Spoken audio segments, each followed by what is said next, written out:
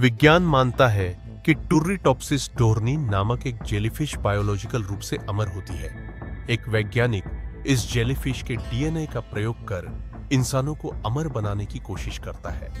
उसके क्या नतीजे सामने आते हैं, आइए जानते हैं। उससे पहले अगर आप इस चैनल पर नए हैं तो चैनल को सब्सक्राइब करें और बेल आइकन को प्रेस करें ताकि नए वीडियो की जानकारी आप तक पहले पहुंच सके। डॉक्टर अरविंद मेहरा एक प्रसिद्ध जीवविज्ञानी थे जो जीवन और मृत्यु के रहस्यों को समझने में लगे हुए थे। उनकी प्रयोगशाला में वर्षों की रिसर्च के बाद उन्हें एक ऐसा जीव मिला जिसने विज्ञान की दुनिया में हलचल मचा दी। यह जीव था टुर्रीटॉप्सिस डोर्नी, जिसे अमर जेलीफिश कहा जाता है।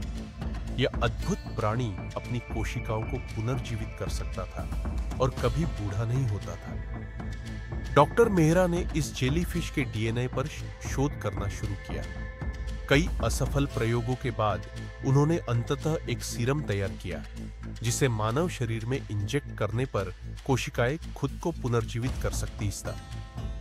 इसका मतलब था अमरता।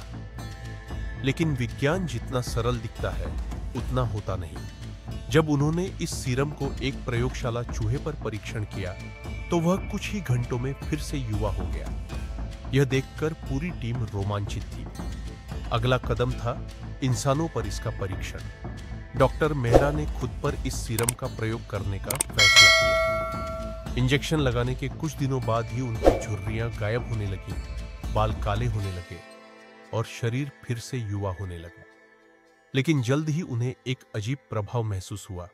उनका शरीर तेजी से पुनर्जीवित हो रहा था, लेकिन इसके साथ ही उनके विचार, यादें और भावनाएं भी धीरे धीरे धुंधली होने लगीं।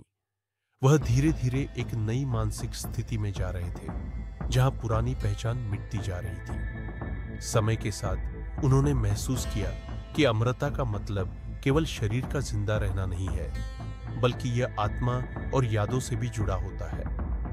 अगर यादें और अनुभव ही मिट जाए तो अमरता का क्या मतलब? एक दिन उनकी प्रयोगशाला में अचानक एक धमाका हुआ। जब उनकी टीम वहां पहुंची, देखा कि डॉक्टर मेहरा कहीं नहीं थे। उनकी जगह एक नन्ही जेलीफिश पानी के छोटे टैंक में तैर रही थी। क्या यह वही डॉक्टर मेहरा थे? क्या उन्होंने जीवन का अंतिम रहस्य खोज लिया था, या अमरता एक भ्रम से अधिक कुछ नहीं? यह सवाल विज्ञान की दुनिया में अनसुलझा ही रह गया।